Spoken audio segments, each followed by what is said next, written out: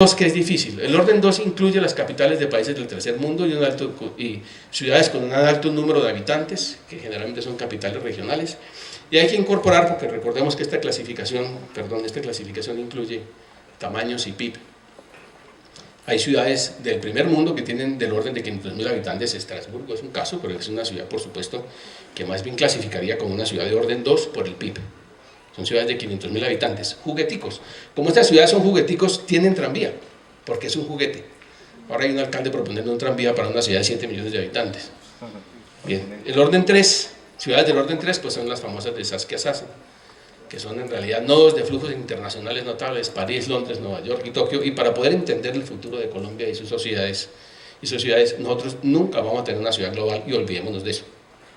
Olvidémonos de eso para que no sea nuestro referente, para que no nos digan que tenemos que construir tal cosa porque en tal lugar existe y si esa ciudad es del tercer mundo, del primer mundo. Siempre es cierto que es mejor ser rico que pobre, pero esa no es la razón por la cual tenemos que compararnos con las regiones ricas. Bien. ¿Cuáles deben ser nuestros referentes? Lo acabo de mencionar. Las ciudades globales no son nuestros referentes. Nunca podemos pensar que vamos a tener una ciudad global. ¿Que eso es falta de ambición? Sí, es falta de ambición, pero bueno, pues la mayoría de los ambiciosos mueren en su ambición. Hay que buscar ambiciones que se puedan cumplir. Entonces nosotros tenemos que tener referentes porque para entender lo que queremos ser, pero también para entender lo que somos. Es muy importante para, ya desde el punto de vista que no es el mío, de qué vamos a hacer para ser mejor de lo que sería la tendencia natural, es muy conveniente situarnos bien en estos flujos, si no nos vamos a meter en un lío. 10 minutos, ya estoy terminando. Ahora sí viene el asunto de cómo evolucionan las ciudades. Hay que cruzar, bueno, ¿cuáles ciudades? Entonces usted tiene que cruzar el tamaño de las ciudades con la región, y cada una de esas, tamaño y región, cuando usted va a pensar cómo evolucionan, tiene que analizar cuáles son las variables más importantes para tener en cuenta sobre el futuro de una ciudad. Cualquiera que sea su tamaño y cualquiera que sea su región, todas deberían analizar 5 características para poder entender su futuro. La primera característica es su entorno natural. Por supuesto, si la ciudad puede recibir del entorno, por ejemplo, agua, si puede recibir del entorno cercano energía, si puede recibir del entorno cercano alimentos, el daño que le va a hacer al entorno natural. Ahí hemos cometido un error en los referentes en ocasiones, pues el cambio climático es posible que exista y es posible que afecte la manera de planear nuestras ciudades, pero nosotros no lo estamos produciendo. No tiene casi ningún sentido pensar en temas de que debemos proteger la atmósfera porque de otra manera la atmósfera va a tener una cierta cantidad de químicos que va a producir un cambio global debido a la concentración de carbono en la atmósfera. Hombre, los chinos están ingresando 14.000 automóviles diarios, 14.000 automóviles diarios están ingresando a circular por las calles chinas, y los chinos ya le dijeron a los norteamericanos y europeos: ustedes ya se tiraron del planeta, nosotros no vamos a hacer nada para que no se dañe, hasta que ustedes no sean primero. No participan de eso. El impacto de Colombia sobre eso es el 0.00001%. Así que las ciudades colombianas tienen que concentrarse en los temas ambientales que las afectan directamente a ellas y a su entorno cercano.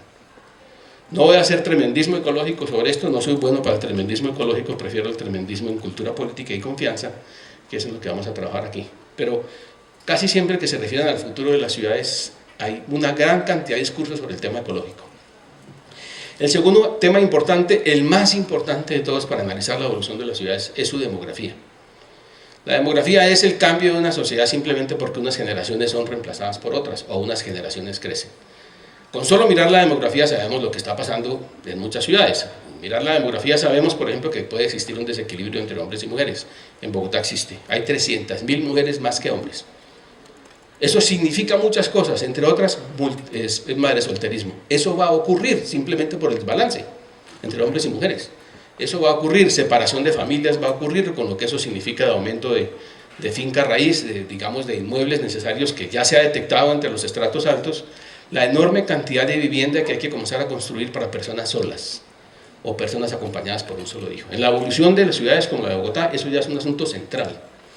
Pero otros cambios demográficos son evidentes. Los estratos altos ya no tienen ni siquiera la tasa de reproducción de la especie. Esa especie, estratos altos, no produce suficientes hijos para tener por lo menos la posibilidad de que dentro de una generación haya igual número de personas dentro de ese estrato. En cambio, los estratos bajos se reproducen más rápidamente. Eso está pasando y con solo analizar la demografía lo sabemos. Otro detalle interesantísimo, la demografía. Cuando hicimos la encuesta de culturas en Bogotá descubrimos que el 50% de los mayores de 50 años no terminaron ni siquiera quinto primaria. Entonces comenzamos a mirar la evolución de la cultura democrática en la sociedad y descubrimos que no se debió ni a Mocus, ni a Bromberg, ni a Parodi cuando sea alcaldesa, sino se debe simplemente a que generaciones que nunca llegaron ni siquiera a quinto primaria van a ser reemplazadas por generaciones que ya terminaron bachillerato. Y eso cambia radicalmente la sociedad. ¿La hace más fácil? No necesariamente. Hace que las decisiones sean cada vez más difíciles. Cada vez más gente demanda. Lo que uno ha encontrado es que los estratos bajos no se quejan de discriminación. Las personas con poca educación no se quejan de discriminación. Las personas que tienen más educación se quejan de discriminación. Las mujeres de estratos bajos no se sienten discriminadas. Las mujeres de estratos altos sí se sienten discriminadas. Y el asunto está relacionado con la educación. Es decir, las sociedades se vuelven más difíciles de gobernar. Eso quiere decir, deben respaldarse más en la sociedad civil si la educación es mayor. No lo contrario. Es más difícil, y es lo que precisamente vamos a trabajar enseguida en la parte final. Son ejemplos de lo que nos enseña la demografía. Con solo el análisis demográfico uno puede sacar conclusiones interesantísimas que determinan lo que va a pasar, más que los deseos. Luego viene el tema que va a trabajar más concienzudamente el doctor Orduz, el de cambios tecnológicos, que por supuesto han cambiado radicalmente las sociedades. La píldora y los métodos anticonceptivos cambiaron radicalmente la sociedad. La televisión cambió radicalmente la sociedad, el internet, todo eso. Pero yo quiero simplemente mencionar esto para pensar el futuro de Colombia. Emmanuel Kant, el filósofo del siglo XVIII, cuando estaba deprisa podía recorrer distancias a la misma velocidad que Aristóteles. Fíjense lo que evolucionó la tecnología entre el siglo IV a.C. y el siglo XVII. 2000 años, nada. A partir de allí cambió. Eso cambió radicalmente solamente en los últimos 200 años, que dio origen finalmente a los estados nacionales. Podían sostener la movilización de ejércitos para controlar el territorio. En cambio, en 1960, Gumersindo tardaba 12 horas en ir en bus desde Bogotá hasta Cali. En 2012, Gumersindo tarda 14 horas en ir en bus desde Bogotá hasta Cali. Aún con el túnel de la línea, vamos a cambiar de pronto de 12 a 10. Es decir, las regiones, el Estado no tiene la suficiente capacidad económica para resolver el aislamiento. O sea, Bogotá, Colombia seguirá siendo un país de regiones. Luego, para pensar en el futuro hay que pensar en esas regiones consolidadas y en la posibilidad de que esas regiones establezcan circuitos de producción y consumo basado en los costos del transporte, porque sea económico producir. Si la evolución de la tecnología está produciendo la posibilidad de competir en la producción con pequeñas plantas que produzcan productos complejos, es algo que algún predictor de la tecnología nos dirá. ¿Cuándo necesitaremos, podrá dejarse de necesitar grandes plantas para producir qué? A cambio de pequeñas plantas para producir lo mismo si los costos de transporte no requieren, digamos, economías de escala. Eso es lo que nos permite pensar el futuro de nuestras regiones. Bien, pero lo que yo considero que es delicado, y en realidad en esto me voy a concentrar en cuanto a la predicción, es un tema sumamente relevante y es la evolución de la cultura política, la confianza y el capital social. ¿Qué esperamos que ocurra? Ya mencioné algunos tips. El aumento de la escolaridad tiende a ser más difícil y más sutil el gobierno. En Estrasburgo decidieron tumbar un puente para construir un puente moderno porque era muy estrecho. Llevan 10 años discutiéndolo, no lo han podido resolver. Por tumbar un puente, porque se quejan que la historia, que el patrimonio histórico, y entonces comienzan unas comunidades y protestan otras comunidades, no pueden tomar decisiones. Las sociedades se están volviendo ingobernables. Y eso es algo que se está notando ya en Colombia desde muchos aspectos. Bien, tenemos que encontrar una relación entre confiabilidad y capital social. Esto es extraído del proyecto de código de policía en Bogotá que no funcionó en 1997, que es en realidad un principio de la convivencia. Usted tiene una sociedad con alto capital social cuando logra confiabilidad. ¿Qué significa eso? Es tener certeza sobre las condiciones de buena fe, seguridad y salubridad que deben acompañar las acciones entre ciudadanos. Les doy un ejemplo. es que usted se pueda comprar un chorizo al frente del estadio y que no muera de eso. Los colombianos tenemos la idea de que si la persona maneja dinero sin los guantes, eso sabe más rico, y efectivamente tienen la razón. No ha muerto nadie de comer chorizo contaminado. Se mueren es de arroz con pollo. El arroz con pollo es sumamente peligroso, todas las intoxicaciones son de arroz con pollo, no de chorizo contaminado. Entonces el bofe y todo eso significa que usted tiene plena confianza. Usted le compra a una señora de esas una mazorca y a uno le parece increíble lo rico que sabe. ¿Qué tiene usted en ese momento de compraventa? Confianza en que él no le va a envenenar. Las relaciones entre los seres humanos están llenas de momentos de confianza mucho más grandes, pero ¿cuáles son los momentos de desconfianza que arruinan las sociedades? Terminemos la definición. Implica que las circunstancias permiten actuar con tranquilidad, que las demás personas merecen nuestra credibilidad, y este es muy importante, y que las necesidades se pueden satisfacer en el marco de la Constitución y las leyes. Si esas tres cosas no se dan, una sociedad no es viable. O no es viable o tendrá una vida precaria. Miremos esta gráfica del año 1997, no ha cambiado mucho. En el eje vertical tenemos confianza interpersonal medido a través de la siguiente pregunta: ¿confía usted en los demás? El porcentaje de personas que dice que sí es la que aparece aquí. Portugal no confía mucho, Hungría confía más, Sudáfrica más, España, Suecia confía mucho en los demás, por eso los roban mucho, supongo. Noruega, Dinamarca, Holanda, USA, Suiza. Bueno, y en el eje horizontal tenemos desarrollo económico. Hay una correlación bastante estrecha entre desarrollo económico y confianza, porque si no se vuelve muy oneroso cualquier inversión, cualquier negocio se vuelve una tragedia cuando usted cree que lo van a tumbar. Busquemos a Colombia, no está por aquí, Argentina, España, Finlandia, Noruega, no está porque la dejé para lo último, está aquí. Campeones mundiales de la desconfianza. Esto ha mejorado, ya no es el 9%, es el 13%, está dentro del error estadístico. Son los resultados de la encuesta de valores que hacen en todo el mundo, y en muchas, cada 5 años. Aquí está Colombia. Esto es un problema. Esto es un problema que está asociado inclusive al Estado de Derecho. Es decir, ¿cuál es el problema que tenemos? Esto es lo que producimos en Colombia, y pues la razón es, nosotros somos divertidos, es que los colombianos somos así.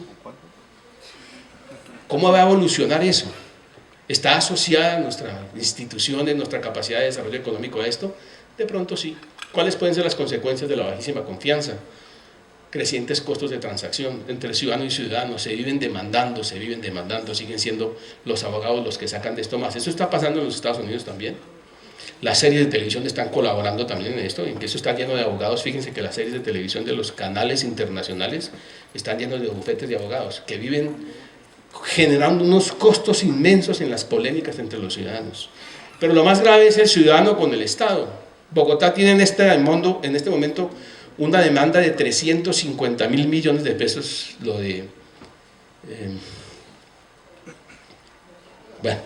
350.000 millones de pesos. ¿Por qué razón? Porque una vez se cayó un bulldozer encima de unos niños, lo que fue una tragedia, y murieron 22 niños. El que está demandado es el Estado, y ya un tribunal falló a favor de los demandantes. ¿Pero qué culpa tiene el Estado? Se supone que eso lo resuelve la justicia civil y luego la justicia penal. Le tienen que caer a los culpables, eso es homicidio culposo, y tienen que ir a la cárcel, y además tienen que indemnizar a los niños. No, el que está demandado es el Estado, y los jueces no tienen problema en que pague el Estado, o sea, nosotros. 350.000 millones de pesos. La culpa es del Estado, ¿por qué? Porque no vigiló. ¿Se fija? Porque no vigiló. Muere un niño en una piscina en Barranquilla. Es un asunto que se tramita por el Código Civil y luego por el Código Penal. Es una relación entre ciudadanos. No, el Congreso saca una ley de piscinas. O sea, el próximo demandado es el Estado, porque hay una ley de piscinas, y entonces un alcalde no fue a revisar si la piscina estaba bien o estaba mal. Los costos del gobierno están subiendo de tal manera, quiero advertir eso, que el IDU, la entidad responsable de la construcción de vías en Bogotá, tiene 50 funcionarios de tiempo completo respondiendo demandas y tutelas y derechos de petición. 50 funcionarios de tiempo completo. Uno supone que el sistema va a reventar. ¿Cuál va a ser el presidente que se dé la pela por comenzar a resolver el problema? Hay un concejal de Bogotá, Jorge Durán Silva, que le envía a las entidades, a cada una de las entidades casi diariamente 100 derechos de petición. Y toca responderlo. Nada lo detiene. Los costos de ejercicio del gobierno se están volviendo prohibitivos. El gerente de Transmilenio renunció porque se aburrió, fue de eso. Aquí no se puede gobernar. Cada acto de Transmilenio origina 20 demandas. Y la gente tiene que estar dispuesta de pronto a que termine en la cárcel, llevada por procurador, quién sabe a dónde, cuando todo lo que quiere hacer es administrar el problema de buses. No se puede. No se puede. Los costos de la administración pública están creciendo de una manera exagerada y exorbitante. Pero eso además viene acompañado, por supuesto, de la desconfianza. Si uno no confía en el vecino, ¿qué va a confiar en un representante? Tremenda desconfianza hacia la democracia representativa. Una muy débil sociedad civil siempre hemos tenido, y eso origina una relación enfermiza con el Estado que yo he llamado déficit de liberalismo. O sea, tenemos un Estado fundado sobre la idea de que todo lo que tenemos los ciudadanos es derechos, no obligaciones. El responsable de que salga adelante es el Estado, no soy yo. Con ese déficit de liberalismo no habrá prosperidad. La prosperidad requiere que la gente entienda que el futuro de su vida depende fundamentalmente de su propio esfuerzo, no de un deber del Estado. O sea, un deber del estrato 3, que es finalmente el que financia el Estado. Ahora, esta patología, digamos, este problema de la confianza, tiene relación con otra patología que es el delito. Veamos, buena parte de esta exposición nació de haber descubierto este texto que vamos a leer, que es de un historiador francés muy connotado, que tiene la ventaja que nos mira desde afuera, viene observando el mundo, ya es una persona mayor, desde hace muchos años. ¿Él está equivocado o estamos equivocados nosotros? Voy a traerles 2 párrafos de su libro, que no es escrito sobre Colombia, es sobre el mundo. ¿Qué va a pasar en el mundo?, dice Attali, en el año 2050. Ciudades que crecieron con demasiada rapidez se convertirán en reinos piratas donde ni el ejército ni la policía se atreverán a entrar. Esto ocurre ya actualmente en ciertos conglomerados de Brasil, Nigeria, el Congo y Colombia. Ese es el punto que nos merecemos. Ahora, esto es 2007. ¿Él está equivocado o estamos equivocados nosotros? ¿Lo resolvimos o no lo resolvimos? Es decir, tenemos que mirarnos objetivamente. ¿Tiene razón o no tiene razón? Él simplemente nos despierta la atención sobre cómo nos ven desde afuera. Otro texto también de Attali: organizaciones mafiosas, cárteles criminales de cuello blanco recaudarán fondos amenazando y actuando como estados y contra los estados. En algunas ocasiones, como es el caso en Colombia, Somalia, Brasil o Pakistán, estas bandas controlarán ciudades, territorios e incluso países enteros. Año 2050. ¿Estamos seguros que no estamos en la semilla de eso? Esta es una broma, por supuesto, muy simpática de la predicción, que esta es la forma tradicional de la predicción del tiempo, del clima en Francia. Entonces lo que nos están vaticinando es que dentro de unos años la predicción va a ser, mire, va a haber estallidos de bombas aquí, aquí van a quemar carros, aquí va a haber asaltos, aquí van a robar carros. Esta es la predicción que dicen va a ocurrir. Esto es tomado de ciudades del mañana, refiriéndose fundamentalmente a Europa. La pregunta que ellos tienen suficientemente claro el dominio del territorio, la apropiación territorial, la relación con los grupos que son capaces de hacer esto. ¿No está pasando esto? Este señor seguramente no ha leído a Attali, pero esa es la predicción que pretenden mostrar que puede estar ocurriendo en Europa. Pero miremos en América Latina ya un caso, en Sao Paulo, tomado de un texto pues, que después lo verán. En el año 2006, el primer comando de la capital, es un asunto muy interesante, son grupos de criminales que asumieron organización tipo guerrilla, pero no son más que criminales. Criminales además que organizan revueltas desde la cárcel. Lo que vamos a narrar en este momento ocurrió porque pasaron unos presos de un patio a otro en una cárcel de Sao Paulo. Y los dueños, los dirigentes de este movimiento, no es un movimiento político, es delincuencia no organizada que acepta dirección de delincuencia de ciertos líderes que dominan las zonas. Y estas personas desde la cárcel dieron la orden de levantarse contra la policía. Y miren lo que ocurrió. En el año 2006, el primer comando de la capital, así se llama, atacó instalaciones de la policía civil y de la policía militar en Sao Paulo y en innumerables ciudades del interior, asesinó policías e instaló el caos. Los policías se replegaron a las comisarías y a los cuarteles, el tránsito urbano carretero quedó sin orientación, el transporte colectivo entró en crisis y millones de personas regresaron a sus hogares con la sensación de inseguridad. Ok, eso está pasando allá. Como consecuencia, Brasil decidió meter al ejército a luchar contra los criminales, lo que tiene un riesgo inmenso. Eso es un asunto que hay que tener en cuenta. Esto no puede crecer indefinidamente, pero la forma de resolverlo es sumamente dolorosa. Chile vivía un caos político, la manera